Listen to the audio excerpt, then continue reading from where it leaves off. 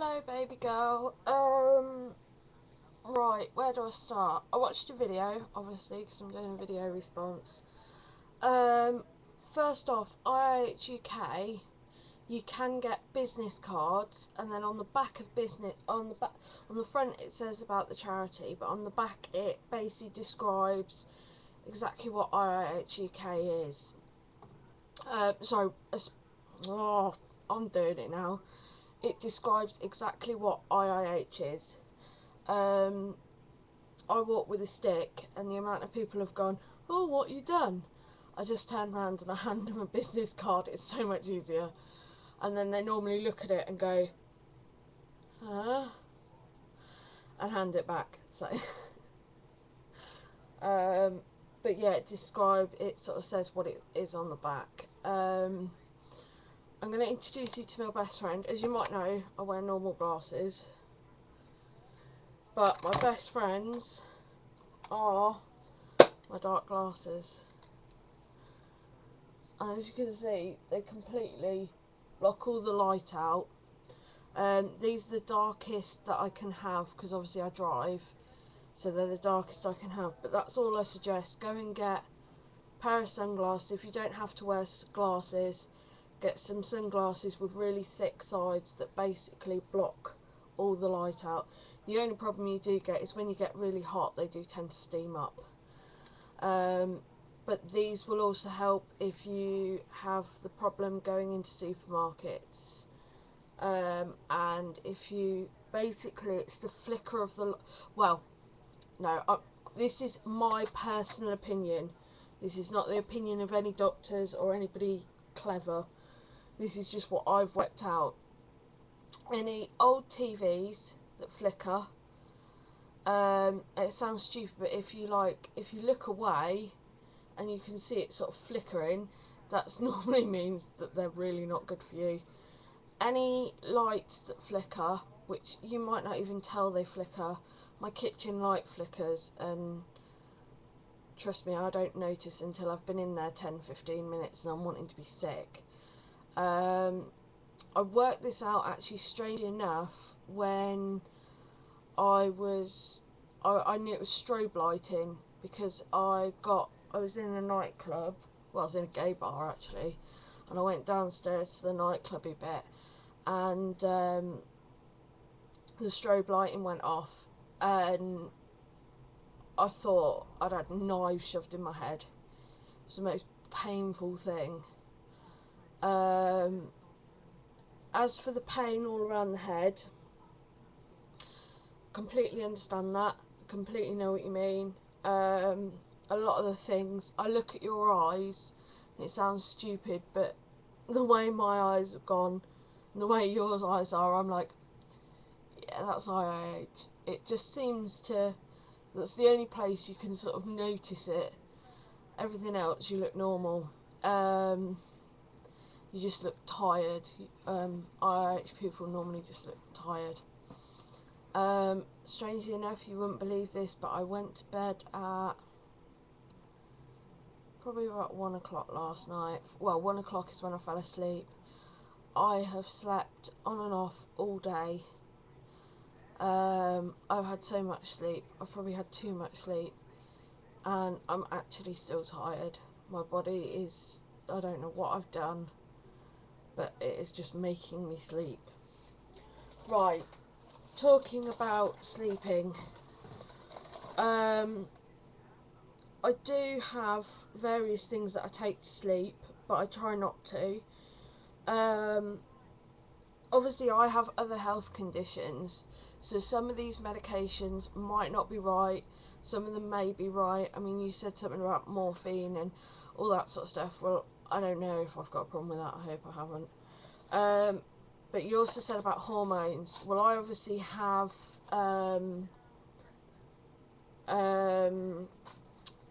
PCOS, but I'm on, oh, is it going to focus? I'm on Cerazette contraceptive pill. When I came off of this, because of my PCOS, I was erratic, and that's when I went mental. So this is now my friend. Since I've been on this, my PMT's come back to its normal sort of 2-week cycle. At the moment, hopefully it'll shrink down again. And yeah, my pressure has been hell. I'm obviously on other tablets. I'm on Diamox, same as you.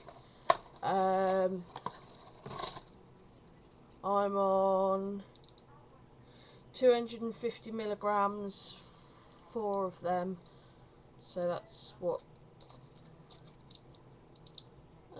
Can't do maths. 1,000 milligrams of Diamox.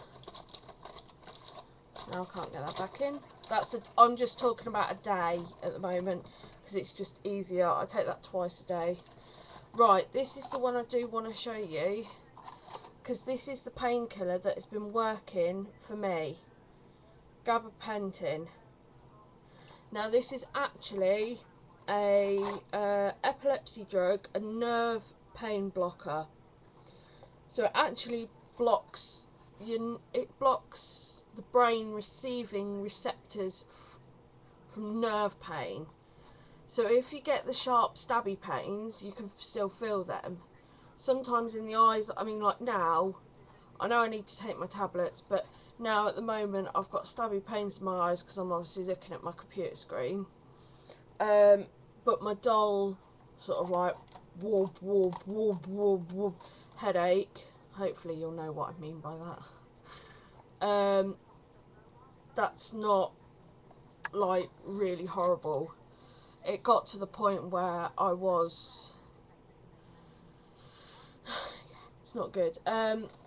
These basically I was taking 3 times a day. My morning one, I tried to take my tablets at 9 o'clock in the morning just because I like routine, and then by the time I'm up and functioning I can sit and watch Jeremy Kyle.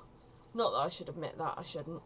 But I noticed that at some point during this morning, which is like about an hour to 2 hours after, I was just zonking out.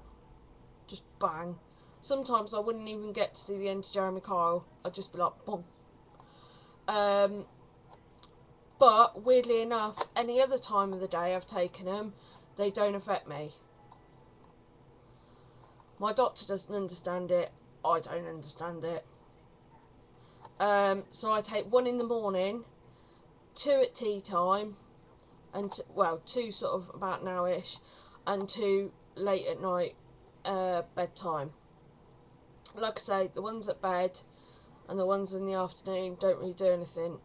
But yet today I've had what I call a sleep day, which is where I just can't keep my eyes open, I can't keep awake. But I started off on one of them 3 times a day. Before they gave me that, I was actually on Acupan, A-C-U-P-A-N, Niflupam hydrocodone.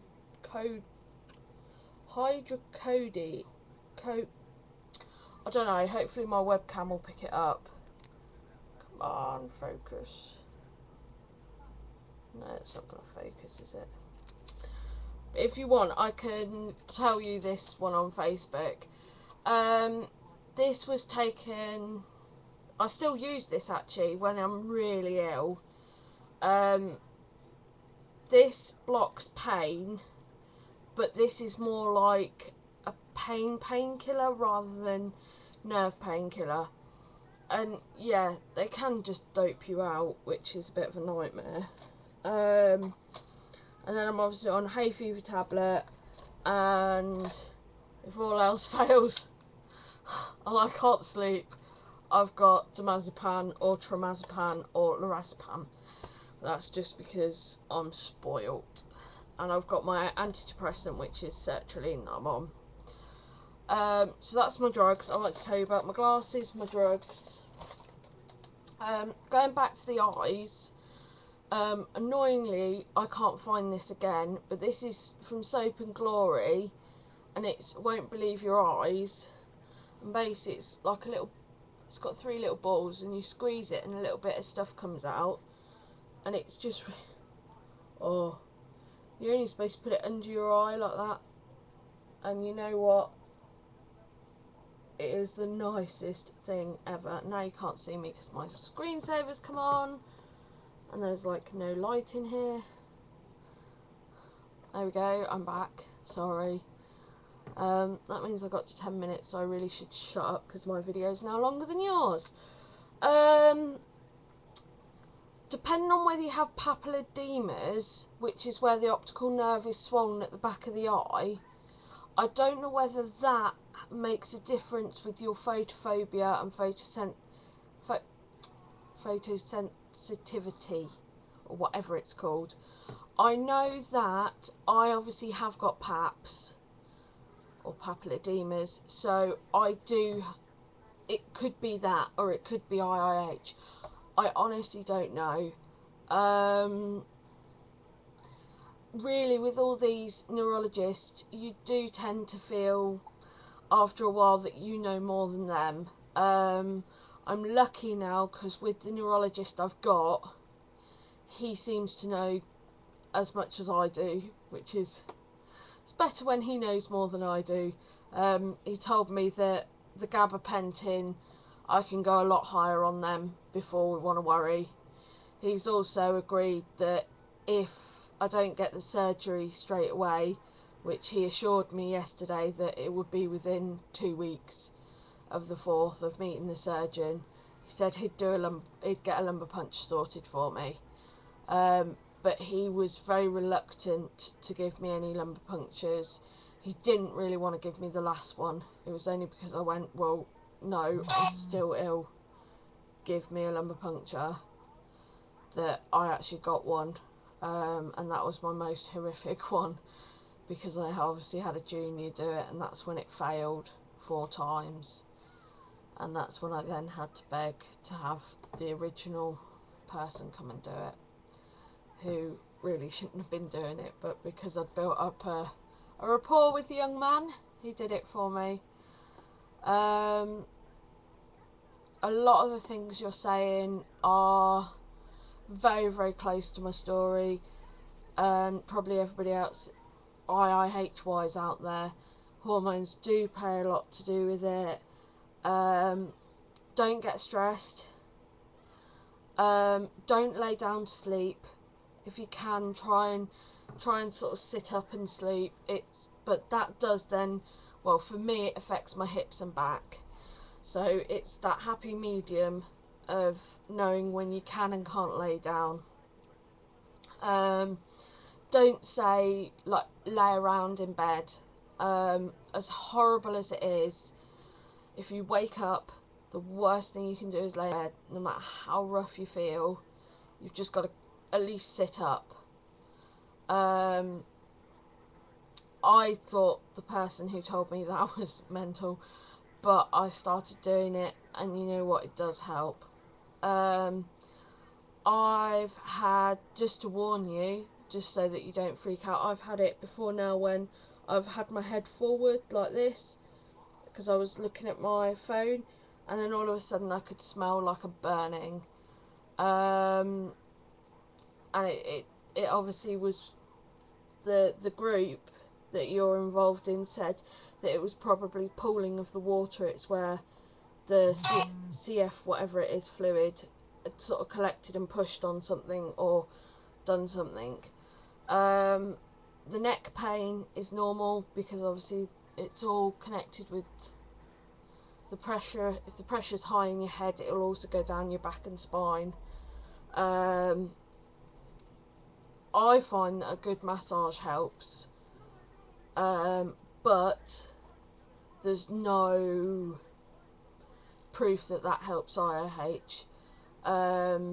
One of my friends who could have had IH, I'm not too sure, but she was allergic to everything, even bovine, but mainly dairy.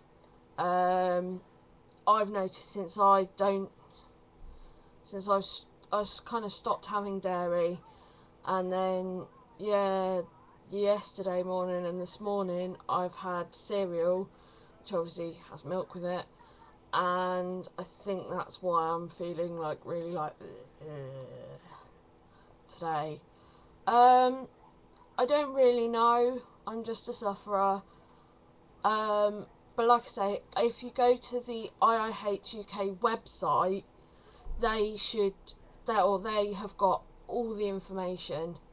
They are probably the best place to get your information, because they're connected in with the Professor Pickard of, I think it's either Cambridge or Peterborough, neurologist, and he's written a book that's like this thick on IIH. So he is, I think if I remember right, he's the UK leading professor on IIH. But like I say, that's just remembering off the top of my head.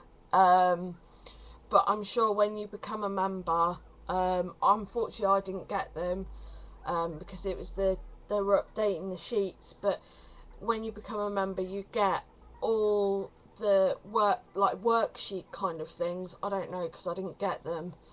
But you get all these sheets with all the information. I know when my ex Michael joined, he got all the sheets, and I meant to nick them off him, but I never. Stupid me.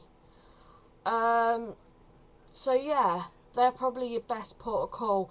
The Facebook group is good, but you've got to remember that it's a Facebook group, whereas if you go onto the forum or you go and ask specifically the charity for advice, you will obviously they can only give you they can only give you information that is 100% proven. They can't advise you to say stick, I don't know, a strawberry. No, here you go, here's a funny one. If you get tingling, pins and needles, eat bananas. They couldn't actually scientifically tell you to do that, I don't think. But yet the IIH group would. So it's different, but it's the same, if that makes sense. So yeah, go on to IIH UK. I mean, maybe use their web forum rather than the group. Also, if you contact one of the admin, they will send out. They do posters. They do business cards. Last time I looked, they were going into doing a health card thing where you could actually write down your medication, your shunts, and everything in it. But as you may know, yeah, I don't really have much contact anymore. The less said about that, the better. I hope my waffling's helped, now that my video is like twice as long as yours. I always did have to go one better, didn't I? I now feel really, really sick. And, yeah, apparently, I haven't had them, but apparently there is anti-sickness drugs that you can have. But like I say, I haven't been offered them. And I haven't really pushed for them because I can't be bothered to have any more drugs. And I feel that the whole feeling sick is quite a good thing, because then I don't eat as much. Good luck, sweetheart, and you know I'm always here. Mwah!